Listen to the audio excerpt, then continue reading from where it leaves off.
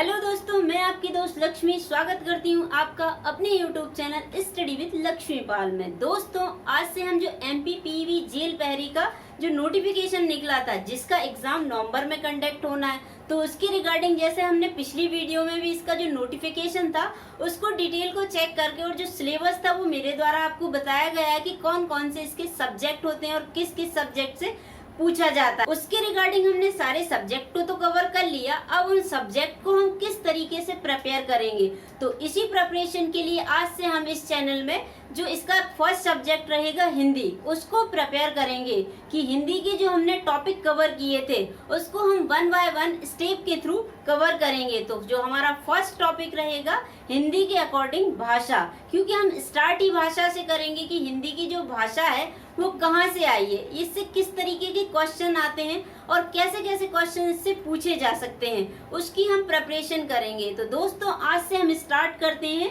MP jail पहरी। तो इसी बेसिक डिटेल को जानने के लिए रिक्वेस्ट रहेगी दोस्तों, वीडियो के अंत तक बने रहे। तो चलिए शुरू करते हैं। आज का जो हमारा टॉपिक है भाषा। ओके,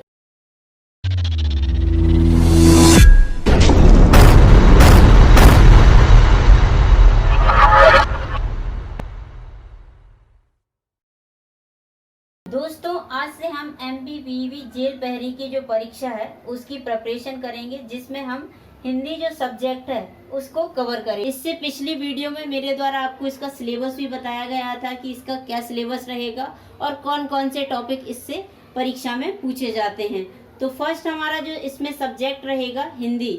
हिंदी के अकॉर्डिंग हम इसमें जो भी इसके इम्पोर्टेंट टॉपिक हैं उनको कवर करेंगे कि कौन कौन से ये जो टॉपिक है इससे कौन कौन से क्वेश्चंस आ सकते हैं। तो फर्स्ट हम देखते हैं भाषा। तो फर्स्टली भाषा के अकॉर्डिंग अगर इसकी हम डेफिनेशन को जाने तो भाषा सिंपल एंड शॉर्ट है कि जो हम बोलते हैं वही हमारी भाषा है। ओके, तो ये रहा हमारी भाषा के अकॉर्डिंग डेफिनेशन। अब हमें सबसे पहले तो ये पता होना चाहिए कि जो हमारा संविधान है उसमें कितनी भाषाओं को लिया गया है, सम्मिलित किया गया है। तो हमें पता है कि हमारा जो संविधान है उसकी 8वीं अनुसूची में 8वीं अनुसूची में भाषाओं को सम्मिलित किया गया है, और वो भी कितना 22 भाषाओं को सम्मिलित किया गया है। अब ये तो बारी आती है कि हमारे संविधान की भाषाएं कितनी हैं। अब हम जब भाषा जो टॉपिक है हमारा इसको कवर करेंगे तो सबसे पहले हमें पता होना चाहिए कि इसके टाइप्स कितने प्रकार की ये होती है। ओके, तो हमें जैसे कि पता है ये 2 टाइप्स की होती है, एक तो क्या जो हम लिखते हैं और एक जो हम बोलते हैं। तो फर्स्टली क्या हुआ हमारा मौखिक, और देन हमारा सेकंड क्या हुआ लिखित।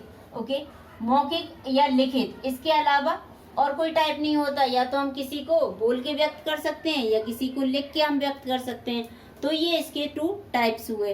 अब टाइप की बारी आती है तो फर्स्टली हमारे माइंड में एक क्वेश्चन आ रहा होगा कि ये जो भाषा है ये भी तो कहीं से आई होगी। भाषा का जो उद्गम है निकली है वो कहाँ से निकली है।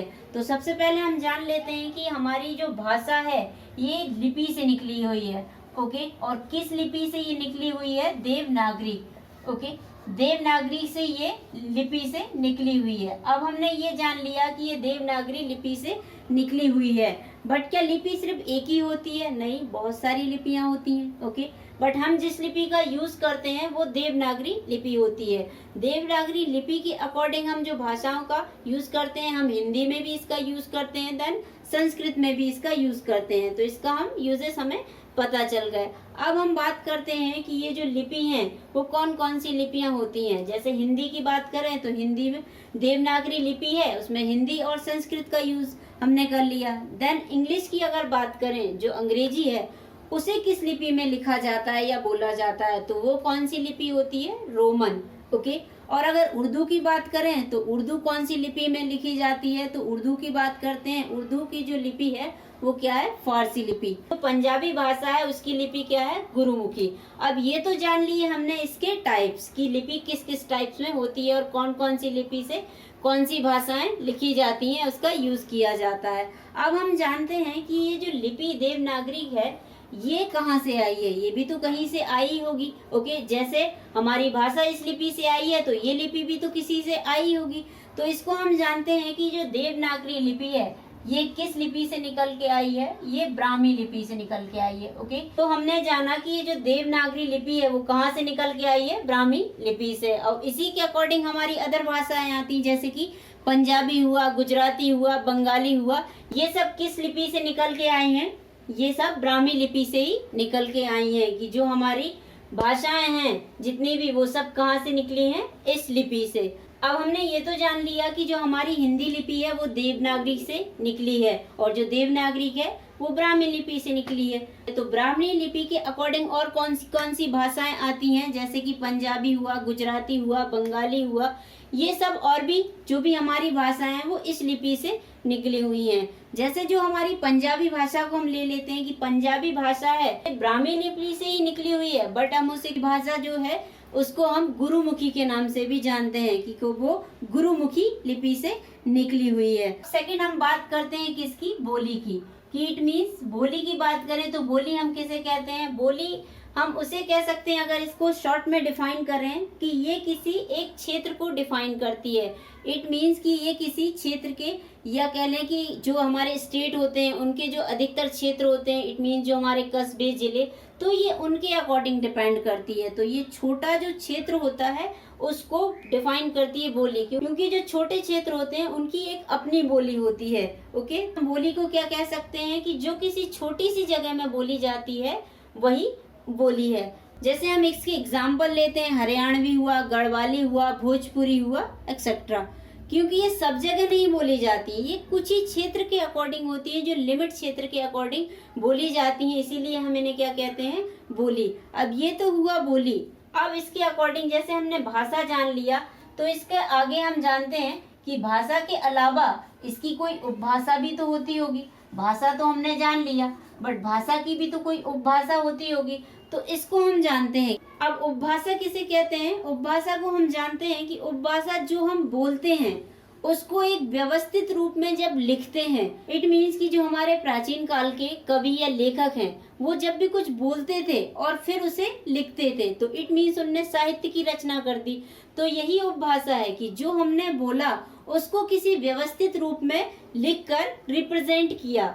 ओके, तो वो उनका साहित्य बन गया। जैसे हमारे जो पिछले कवि हैं, लेखक, ओके, या साहित्यकार थे, उनने कुछ बोला या सुना, और सुनने के बाद उनने उसे एक व्यवस्थित रूप में उसे व्यवस्थित कर दिया। ओके, तो वो हो गई हमारी उपभाषा। शॉर्ट एंड सिंपल भाषा में हम उपभाषा को समझें तो क्या होता है उपभाषा? कि जो बोलने के बाद व्यवस्थित की जाए, और व्यवस्थित करने के बाद यानी इट मीन्स कि बोलने के बाद हमने किसी रचना में उसको व्यवस्थित कर दिया, कोई हमने कोटेशन लिख दिया उसको व्यवस्थित तरीके से, सही ढंग से, तो वो हमारी क्या हो गई?